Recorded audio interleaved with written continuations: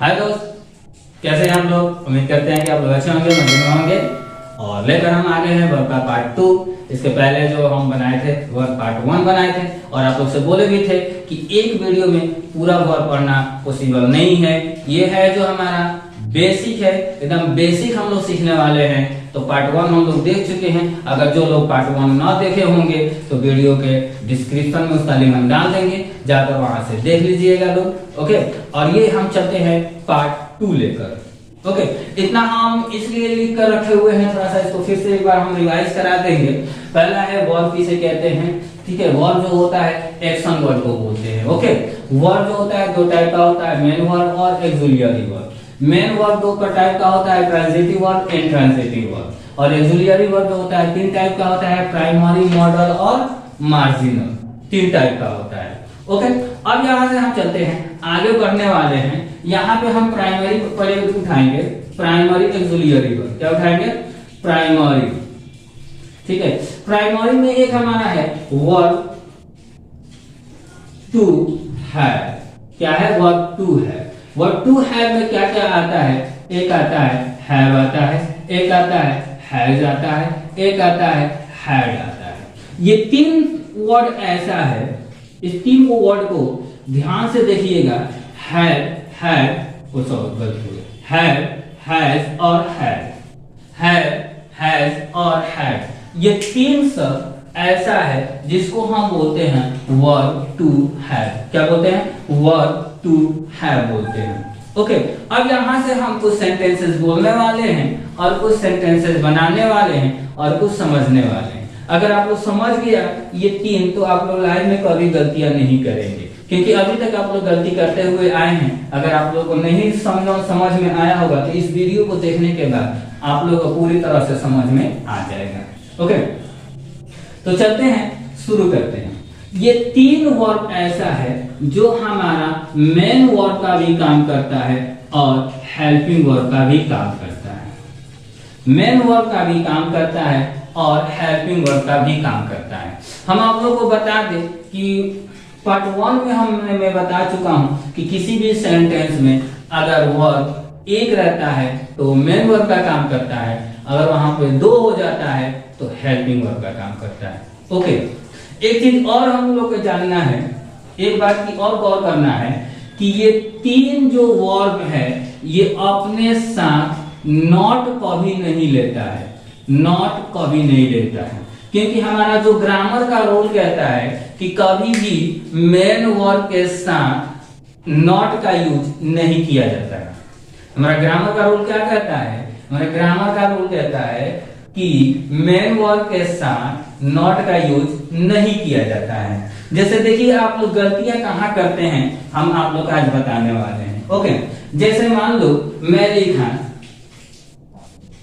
मेरे पास कलम नहीं है। ओके, और एक पहले तो अफर्मेटिव सेंटेंस लिखते हैं। मेरे पास कलम है, मेरे पास कलम है। तो इसको तो हम लोग बनाते हैं ना इस तरह से, I have a pen. I have a pen, ये तो सही है। लेकिन जब इसको बोल दिया जाता है कि नेगेटिव बनाओ, क्या बनाओ? निगेटिव वर्ड बनाओ, निगेटिव सेंटेंस बनाओ। तो जब इसको हम लोग निगेटिव बनाते हैं तो क्या बोल देते हैं? I have no pen. क्या बोलते हैं? I have no pen. जो 100% कौन बोले, ये 1,00,000% गलत है। Okay, I have no pen या I have not a pen.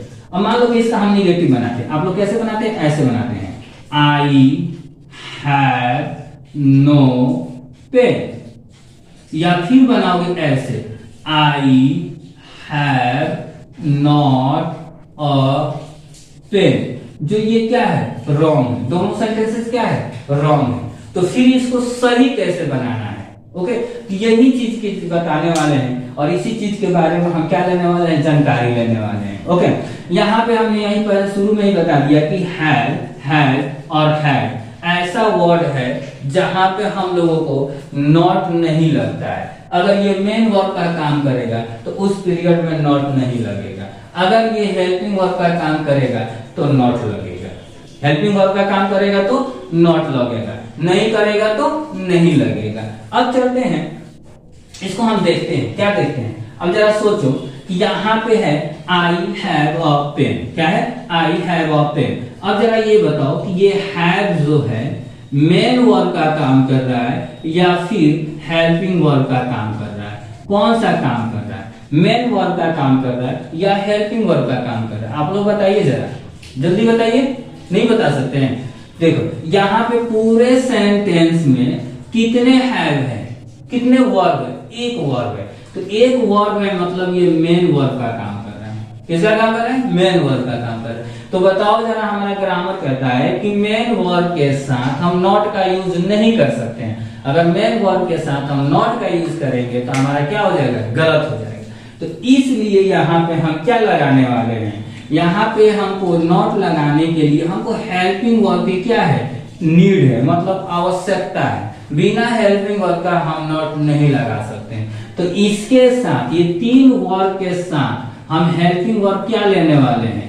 इस दो के साथ आता है हेल्पिंग वर्ब डू या फिर डज, और इसके साथ आता है हेल्पिंग वर्ब क्या? डिड। क्योंकि ये वाला जो है दोनों प्रेजेंट है और ये वाला जो है वो पास्ट है। तो प्रेजेंट में डू डज का यूज होता है और हैड पास्ट है, इसलिए डिड का यूज होता है। ओके, तो फिर इसका राइट निगेटिव जो सेंटेंसेस होगा, राइट निगेटिव वो क्या होगा? I don't. क्या होगा? I don't have a pen. I don't have a pen. क्या होगा? I don't have a pen. अगर हम बोल दें कि आपके पास कार है तो क्या बोलोगे? You have a car. अगर उसका निगेटिव बोलना है कि आपके पास कार नहीं है तो फिर आप क्या बोलने वाले हैं? You have no car. ये क्या है? रॉन्ग है। तो फिर हमको क्या बोलना है? You don't have a car. अगर हम बोल दें आपके उसके पास कुर्सी है, तो उसके पास कुर्सी है तो क्या बोलेंगे? He has a chair. क्या बोलेंगे? He has a chair. अगर वहीं बोल दें कि उसके पास चेयर नहीं है, उसके पास चेयर नहीं है, तो फिर हम क्या बोलेंगे? ही हैज नो चेयर या he has not a chair. ये दोनों सेंटेंसेस जो है वो रॉन्ग है। तो राइट सेंटेंसेस क्या होगा? तो राइट सेंटेंसेस होगा कि he does not have a chair. He does not have a chair. उसके पास चेयर नहीं। चलो यहां लिख देते हैं, उसके पास चेयर मतलब कुर्सी, उसके पास कुर्सी नहीं है। अब इसको हम कैसे बनाएंगे? उसके के लिए हम ही दे देते हैं। अब यहां पे क्या लिखें? हैज लिखें, हैज नो चेयर। ये सेंटेंसेस जो है वो क्या है? रॉन्ग है। ही हैज नो चेयर नहीं होगा। तो फिर होगा क्या? ये होगा he has not a chair. ये होगा, ये भी सेंटेंसेस नहीं होगा, ये भी क्या रॉन्ग है। लाख गुना परसेंटेज क्या है? रॉन्ग है। तो फिर राइट आंसर क्या होगा? इसका राइट आंसर होगा ही डज। क्या होगा? He doesn't have a chair. He doesn't have a chair. He doesn't have a chair. ये वाला जो सेंटेंस है हमारा क्या है? राइट है।